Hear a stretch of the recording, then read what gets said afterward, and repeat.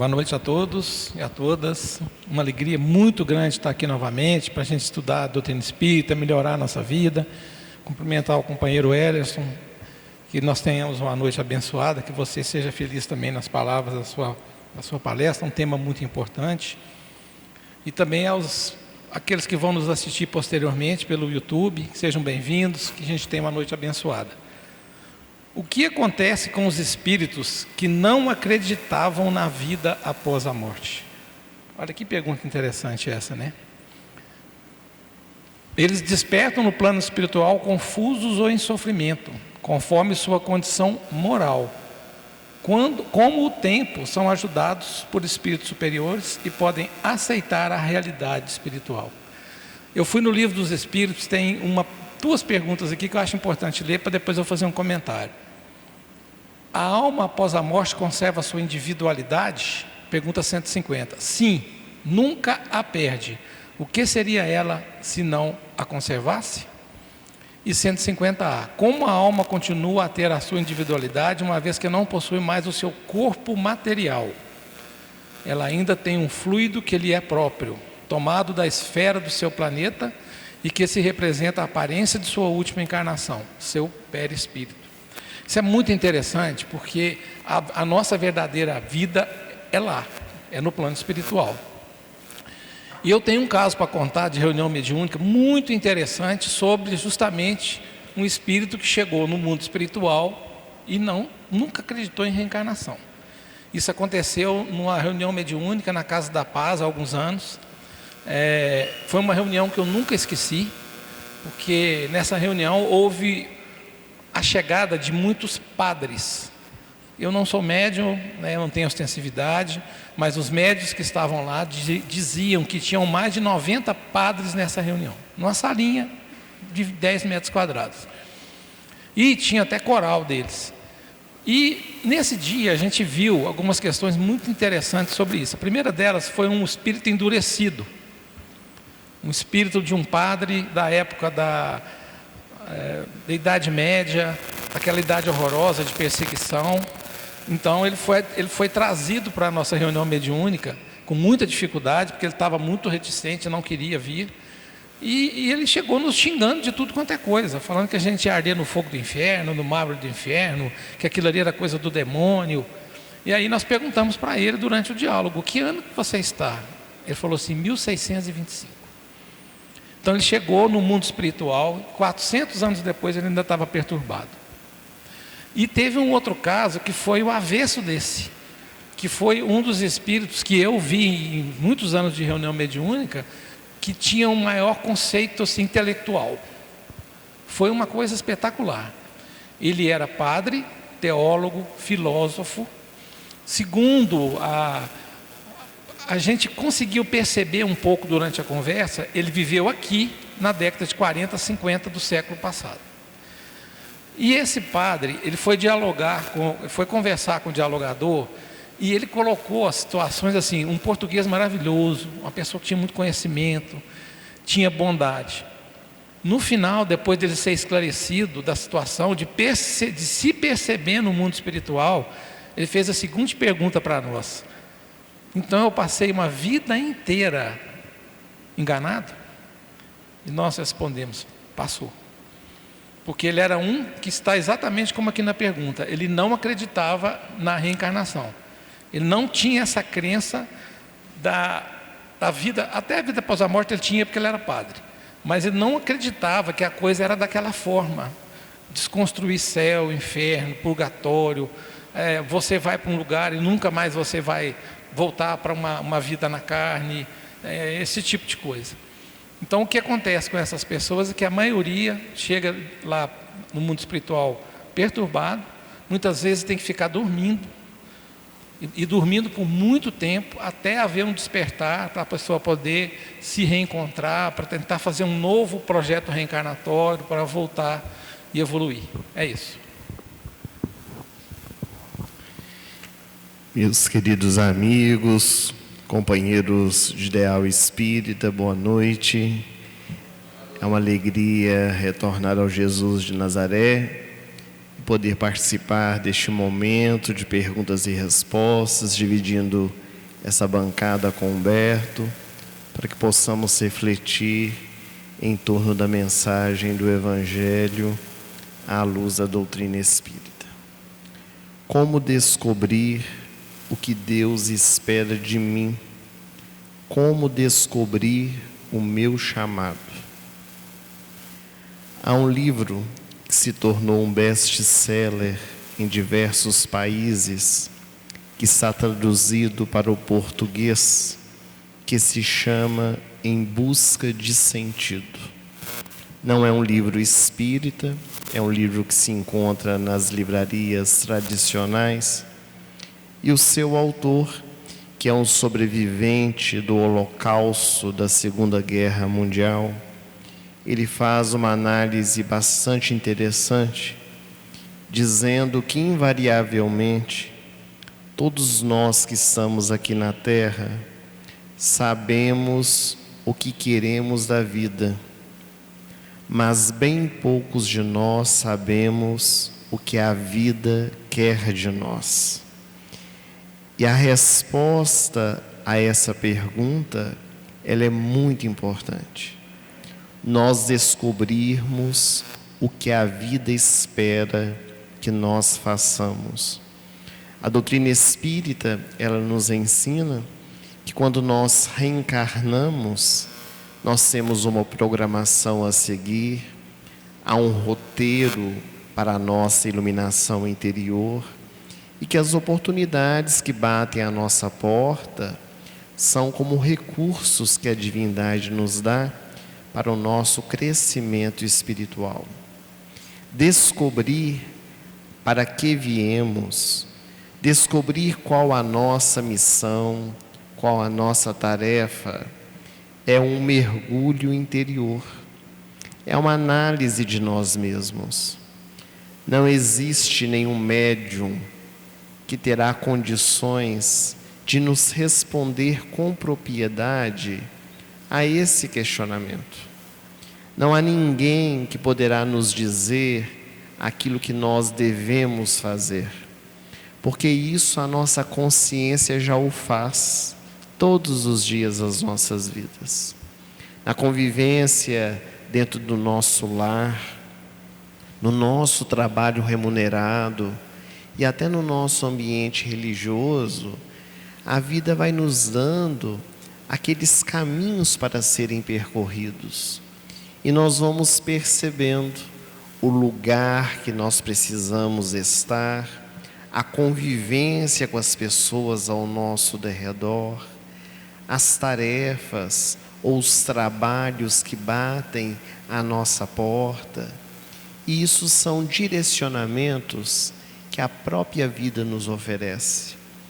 E quantas vezes, recalcitrantes os nossos erros, nas nossas imperfeições, nós acabamos por nos afastar dos nossos compromissos, deixando para amanhã o que se pode fazer hoje. Então é muito importante que na nossa vida nós possamos sempre estar atentos às circunstâncias ao nosso derredor, às vivências que se apresentam para cada um de nós, porque elas vão demonstrar qual é verdadeiramente a nossa tarefa, o nosso caminho, para podermos aproveitar da melhor forma possível e dessa forma alcançarmos a evolução necessária aos nossos espíritos. Então a resposta, ela está dentro de nós. Através da viagem interior, nós podemos descobrir qual é a nossa missão e qual é o nosso caminho a ser percorrido. Como superar a agitação da mente e trazer mais simplicidade para a minha vida? Gente, nós estamos vivendo na velocidade da internet e na velocidade da inteligência artificial. Eu acho que a palavra que chave nessa pergunta para mim é simplicidade. Porque eu gostei a minha vida inteira de simplificar as coisas. E muitas vezes nós complicamos muitas coisas. Nós temos 70 mil pensamentos por dia, cada um de nós em média. A cabeça não para, a cabeça é agitada. Parece que o pior é que parece que a gente começa a fazer tudo no automático. Gente, parar. Começar a aprender a parar.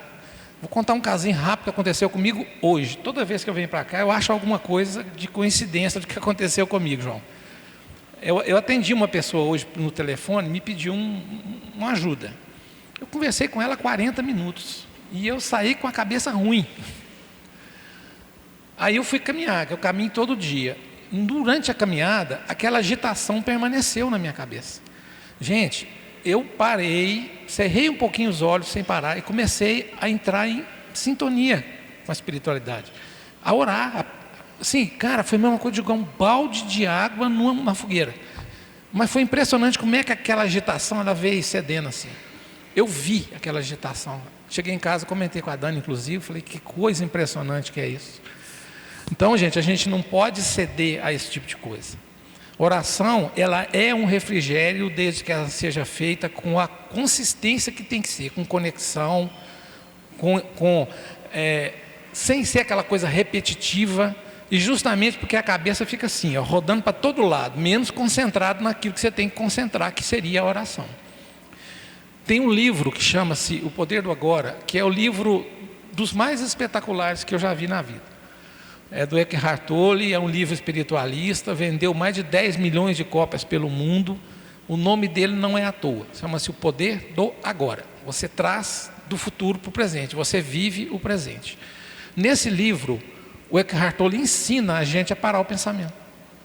A partir do momento que eu entendi como se fazia isso, onde eu estiver sentado, onde eu estiver parado, se eu parar e concentrar, eu paro o meu pensamento. Fico 10, 15 segundos com o pensamento parado. Se você pegar uma proporção de 70 mil pensamentos por dia, umas 50 ou 60, eu deixo de pensar naquele momento. É um fato. Outra coisa, meditação. Você não precisa saber ser um guru indiano, não. A meditação, o princípio básico dela é a respiração. Então, quando você está orando, fazendo o que você quiser, começar a respirar e prestar atenção na respiração, conexão e oração, você vai tranquilizar. Diminuir a conexão. Estava vindo para cá com ela e nós conversamos assim, nós vamos fazer uma depuração, a gente já faz, eu já fiz. Eu não ligo, não compartilho, não fico o tempo todo com canais de internet, de coisas que têm energia, que não seja a energia boa como a dessa casa. Não sigo, não compartilho, não vejo. Se está te prejudicando, está causando ansiedade, causando agitação, corta, gente. Corta. Eu tenho um problema que quando eu postava algumas coisas nesse sentido, que alguém fazia um comentário, às vezes muito sem noção, a minha energia ia lá no pé. Parei. Tem 6 anos que eu não faço isso mais. Gente, está me fazendo mal, está me trazendo ansiedade, está me trazendo agitação. Para que eu estou cultuando aquilo? E uma das principais coisas que eu penso nesse sentido, gente, a nossa casa é um templo de paz. Se tem problema dentro de casa, causando agitação, causando sofrimento, causando algum tipo de mal, precisa tratar, precisa trabalhar. Tudo isso junto faz essa aceleração diminuir, faz a gente se tranquilizar, faz a ansiedade. Eu sou doutor em ansiedade, eu trabalhei em ansiedade por mais de 10 anos para poder melhorar. Uma pessoa que não dormia por causa de ansiedade. Era muita agitação de trabalho o tempo todo, mas essa fase passou. Porque hoje eu me dedico a uma casa onde eu tenho tudo isso aqui dentro. Que me traz paz, que me traz serenidade, que me traz alegria, que me traz consolo, que me traz motivação e que me faz crescer como ser humano. Então está nas nossas mãos diminuir essa agitação para tentar viver melhor. É isso. Queria pedir a licença de nós unirmos 2 perguntas, porque elas falam a respeito da mesma temática. Por que sonhamos com pessoas vivas, mortas? Por que não sonho com meus entes queridos, meu pai e filho? Freud o grande psicanalista, ele afirmava que o sonho é um campo insondável do ser. E Allan Kardec, o nosso codificador, especialmente em O Livro dos Espíritos, orientado pelo Espírito de Verdade, existe um capítulo que ele fala a respeito da emancipação da alma, ou seja, a respeito dos sonhos. Todos nós que estamos aqui, que estamos encarnados, dormimos. E quando nós dormimos, todos nós sonhamos. Nem sempre nós nos recordamos dos sonhos que nós temos, mas no período noturno, enquanto o nosso corpo descansa, o espírito está liberto das amarras do corpo físico e vai viver as suas experiências no mundo espiritual. Uma das perguntas questiona por que é que nós sonhamos com pessoas vivas e mortas. Na verdade, a morte não existe. Os mortos estão mais vivos do que nós próprios que estamos encarnados, porque eles estão libertos das amarras do corpo físico. Momentaneamente, nós espíritos estamos encarnados ou desencarnados. E no momento do nosso sono físico, quando o nosso espírito se desprende, nós temos essa oportunidade da convivência. Convivência com aqueles que estão encarnados como nós e também aqueles que já se encontram no plano espiritual, os chamados desencarnados. É muito comum que nessas experiências dos nossos sonhos, nós nos encontremos com os nossos entes queridos. Às vezes nos encontramos com pessoas com as quais nós convivemos aqui na Terra, algumas delas que ainda estão encarnadas, outras que já partiram há mais tempo para o outro lado da vida. Estes encontros, eles se dão de uma forma natural. Não é por meio do nosso desejo, por meio da nossa ânsia, principalmente com os nossos entes queridos. Porque existe uma série de fatores que envolvem esses encontros, inclusive a nossa sintonia, a nossa afinidade, a necessidade daquele encontro, porque tudo também acontece com a permissão do nosso Pai Celestial. Teresinha Oliveira, uma grande estudiosa do nosso movimento espírita, ela fez, quando encarnada, um estudo muito aprofundado a respeito dos sonhos na visão espírita. Ela diz que existem basicamente 3 tipos de sonhos. Os sonhos que ela chamou de psicológicos, os sonhos fisiológicos e os sonhos espirituais.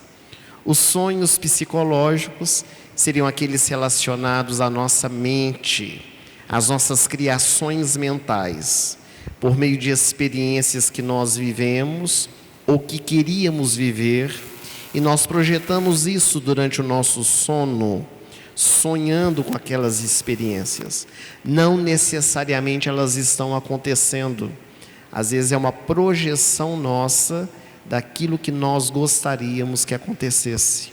Ou então, de algo que aconteceu e que ficou marcado dentro de nós e se repete na hora do nosso sono. Os sonhos fisiológicos são aqueles relacionados às experiências do nosso corpo físico. É quando, por exemplo, a noite está muito fria, nós dormimos cobertos, o nosso corpo se descobre mexendo na cama, dormindo, e de repente nós começamos a sentir frio. Então nós sonhamos que estamos num lugar muito gelado, e de repente acordamos, vimos que estamos descobertos, cobrimos e dormimos de novo. É um sonho fisiológico. E os sonhos espirituais seriam sonhos reais, aqueles que verdadeiramente acontecem. Há uma linha muito tênue que divide esses 3 tipos de sonhos, mas a psicologia ela nos ensina que uma das formas que nós temos para poder analisar se o sonho é real ou não é, se ele for colorido. Um sonho colorido é um sonho real. Um sonho em preto e branco é um sonho ilusório, é um sonho psicológico que nós criamos a partir da nossa mente. Muitas vezes nós temos essa ânsia de nos encontrarmos com os nossos entes queridos.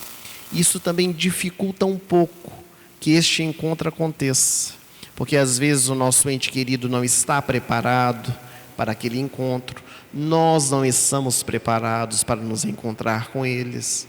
E às vezes acontece o encontro, mas nós não registramos de forma que ao acordarmos possamos trazer a lembrança. Então, é por isso que muitas vezes estes encontros, eles são lembrados e outras vezes não são lembrados. Porque às vezes a nossa mente, ela não registra aquele encontro no momento em que nós acordamos no corpo físico. É como se houvesse um apagão na nossa mente e nós não conseguíssemos registrar aquilo que foi vivenciado durante o nosso sono físico. Mas é muito comum que estes encontros aconteçam, trazendo para nós também a experiência do amor, quando matamos as saudades daqueles que partiram antes de nós, que temos afeto e carinho. Eu vou responder uma pergunta que chegou agora, que eu acho muito boa e que está muito atual e que nós temos que falar muito disso. O número de feminicídios está aumentando absurdamente, cada vez mais a violência contra mulheres e crianças. O que a espiritualidade diz sobre isso? Condenação veemente. O que está acontecendo, gente, com os homens? O que está acontecendo conosco? O que está acontecendo? É cada caso pior que o outro. Eu não tenho que falar aqui o que o Espiritismo acha de feminicídio. Feminicídio é assassinato, é crime grave, condenado e pronto. Mas a reflexão aqui tem que ser outra. O que está acontecendo com os homens? O que nós estamos fazendo com as mulheres? Por que a misoginia virou o que virou? De uns anos para cá é um caso de polícia. O que se faz, o que se despreza a mulher. E eu tenho uma teoria comigo. A maioria dos casos de feminicídio são movidos por ciúme. A maioria do que a gente vê. Sempre tem alguma coisa. A pessoa foi rejeitada, a pessoa não quis o relacionamento, a maioria deles. O que eu não entendo é o requinte de crueldade. Coisa de monstro. Você pegar uma pessoa, arrastar por 800 metros no asfalto, igual aconteceu semana passada. Aquilo ali é de uma atrocidade sem... O que eu acho que está acontecendo? Nós homens temos que ser mais fortes. O que eu acho que acontece, tá, gente? É uma teoria minha que, na minha visão, tem todo sentido. Nós não damos conta da nossa dor. O homem não dá conta da sua dor quando há uma separação. Porque o relacionamento afetivo, ele mexe muito com o nosso emocional. Ele mexe muito com nosso sentimento. Ele tira da pessoa, muitas vezes, a condição de fazer outras coisas. De continuar a sua vida, de tentar superar, de pensar numa nova relação na vida, de pensar numa nova forma de viver. A pessoa é tomada pelo ódio de um nível inexplicável para mim. E olha que as pessoas cometem esse tipo de crime, gente, sabendo que vão passar o resto da vida na cadeia, porque agora é 40 anos, né? O feminicídio. Por que não tem homicídio no sentido do homem? A mulher não mata o homem quando o homem termina com ela. Por que o homem se acha no direito de ceifar a vida de alguém que já é uma das maiores transgressões que existem na história da humanidade, na espiritualidade, e ainda contra a mulher, e ainda com requinte de crueldade, e ainda na frente dos filhos, e muitas vezes com... Por que nós não damos conta da nossa dor, gente? Por que a gente não consegue, o homem não consegue se recolher naquela dor e procurar ajuda? O que nós temos que fazer é entender o volume daquela dor, a intensidade daquela dor, por que ela gera em mim que eu digo na pessoa que faz isso, tanto ódio a ponto de premeditar por semanas. Por semanas. O ciúme cega, a raiva cega. E se você não tiver controle mínimo, olha o que está acontecendo. Então eu acho que falta um pouco de paz e um pouco de força para nós homens. Eu me incluo como homem. Mas o que a gente tem que fazer? A gente tem que recolher a nossa dor. A gente tem que entender aquela dor. A gente tem que procurar ajuda para superar aquela dor. E abençoar quem vai embora. Que direito que eu tenho de falar assim, você é minha, para o resto o que Deus uniu, o homem não separa. Isso é espiritual, isso não é carne, não. A gente tem o livre-arbítrio, a escolha de ficar com quem a gente quiser, e a pessoa que não quiser ficar com a gente, que fique. Ela vivendo a vida dela e eu a minha. Ninguém é dependente emocional a tal ponto de não conseguir viver sem o outro. Isso é uma coisa que é criada na nossa cabeça. Então, nós que somos homens, nós temos que criar uma estrutura mínima de decência, mínima de entendimento. E aqui não vale lição de moral para ninguém não, gente. Isso aqui é uma questão de vida, baseada em tudo que eu estudei dentro do Espiritismo, na caridade, na fraternidade, na humanidade. Como é que nós podemos seguir, compartilhar, fazer o que for com gente que é misógina? Que você vê a reação misógina o tempo todo. E esse tipo de reação misógina, ela deprecia a mulher, faz com que a mulher seja inferior ao olhar do outro, que não tem nenhum ser inferior na visão de Deus. Nós somos todos iguais, independente da minha crença, minha raça, minha fé, minha condição social, o dinheiro que eu tenho, o dinheiro que eu deixei de ter. Eu costumo dizer que a fila para a gente ir embora está aqui, ó. Cada um para pegar sua senha vai entrar do mesmo jeito. E para finalizar, em briga de marido e mulher, ninguém mete a colher. Mete sim. Esse ditado tem que acabar.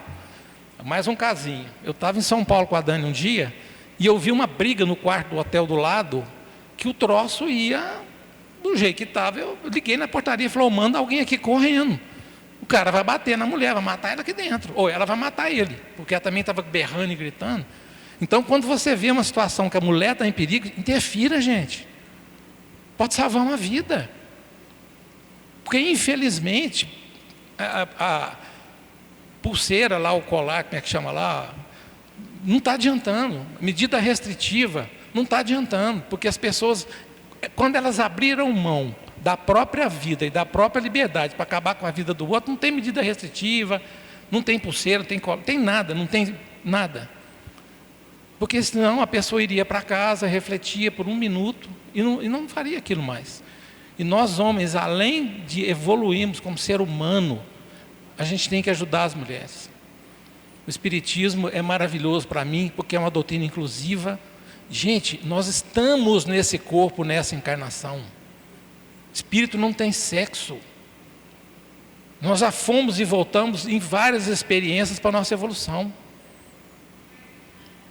Então, como assim? Que você discriminar uma pessoa porque ela é mulher, ou porque ela é negra, ou porque ela é gay, ou porque ela é, sei lá, refugiado?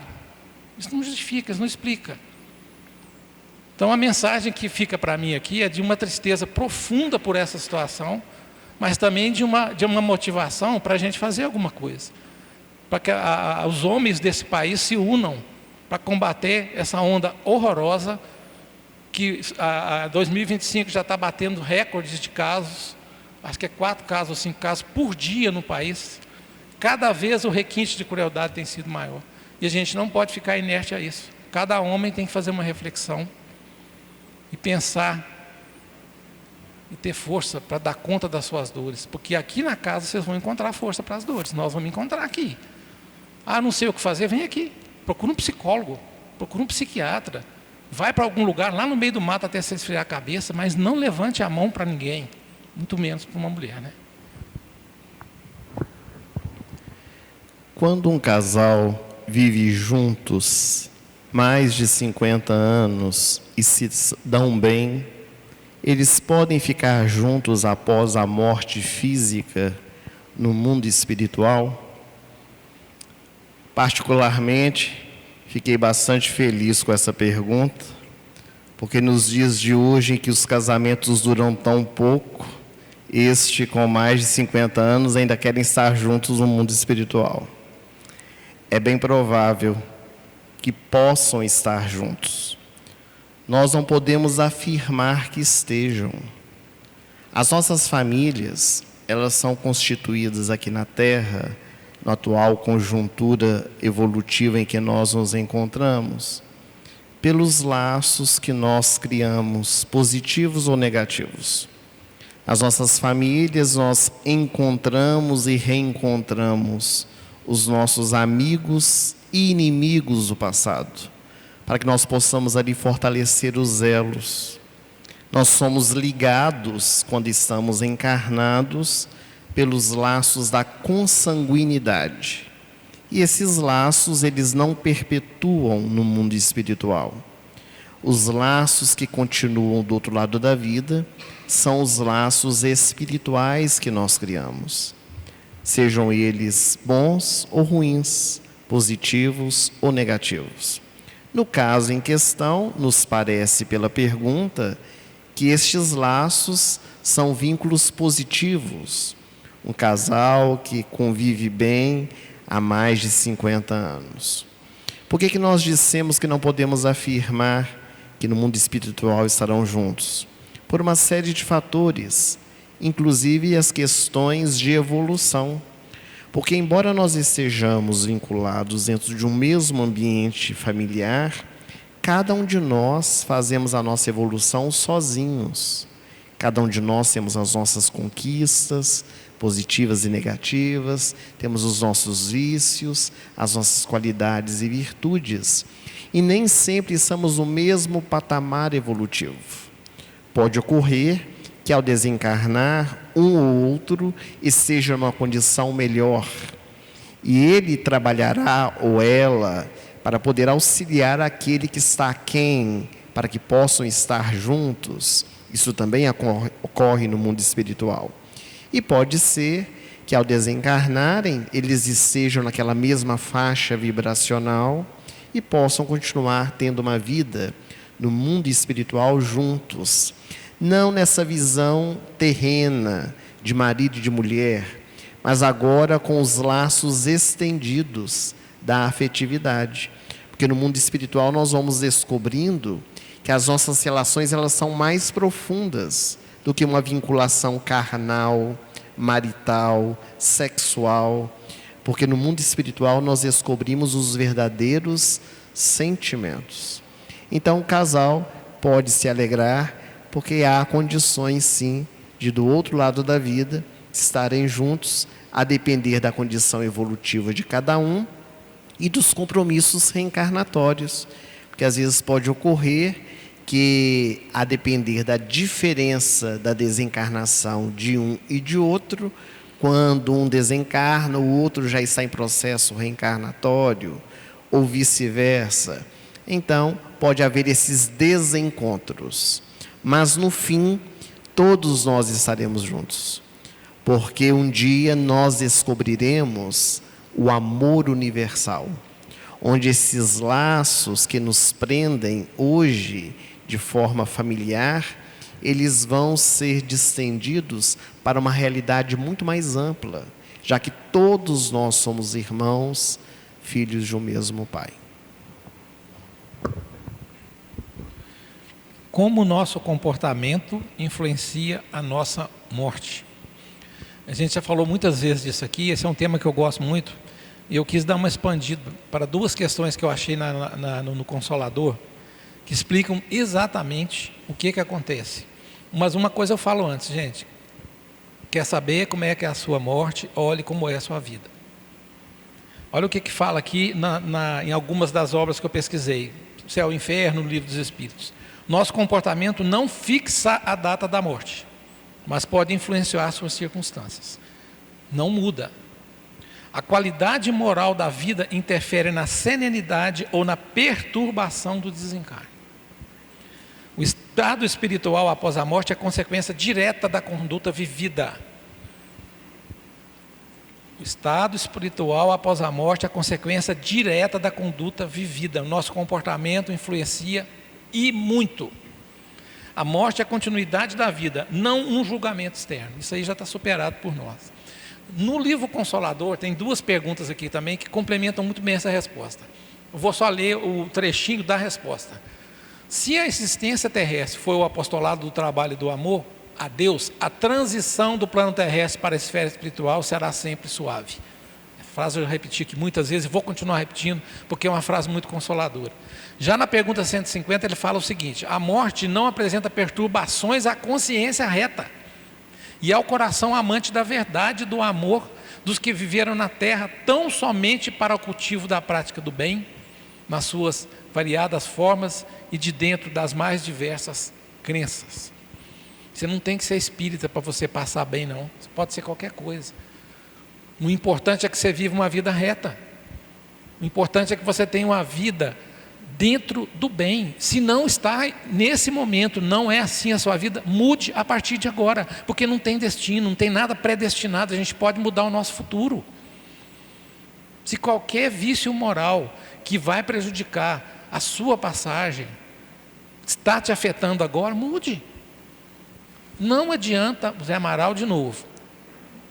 Insanidade é fazer a mesma coisa esperando resultado diferente. Ponto. Isso vale para tudo na vida. Tudo. Eu estou tentando emagrecer tem 10 anos. O que você faz? Eu faço uma dieta. Está adiantando? Não, então muda. Não vai adiantar, não vai adiantar. Quer pensar na morte de uma forma serena, suave, que o Espiritismo nos traz, essa bênção, esse consolo de entender que a morte não existe, que a gente está vivendo num corpo que vai voltar, ele vai falecer, ele vai acabar, mas o nosso espírito não.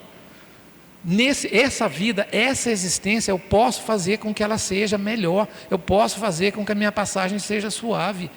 Imaginem a passagem de um homem que comete feminicídio com requinte de crueldade. O que vocês acham que vai acontecer? Vou contar um caso rápido. Anete Guimarães, eu gosto muito dela, assisti centenas de horas de palestra dela. E ela, quando era mais nova, ela tinha uma avó, a avó era médium ostensiva, a avó estava no CTI, já no leito de morte. E lá do outro lado, tinha uma pessoa gritando desesperadamente. E aí o pessoal do CTI vinha, dava medicamento para dor, nada resolvia. A avó dela chegou para ela assim e falou: minha filha, você sabe por que aquele cara está gritando? Não, vó. É porque tem um monte de espírito aguardando por ele. Ele está vendo, ele está com pavor do que ele está vendo. Ele era um delegado, chefe de grupo de extermínio. Eu até arrepio de lembrar desse caso. Ele matou muitas pessoas. E na hora da morte dele, você acha que um cara desse vai ter uma morte suave, gente? Ele vai ter uma passagem suave com uma conduta de vida dessa?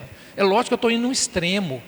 Mas a gente pode facilitar muito hoje, aqui no nosso mundinho normal, estudando, aprendendo.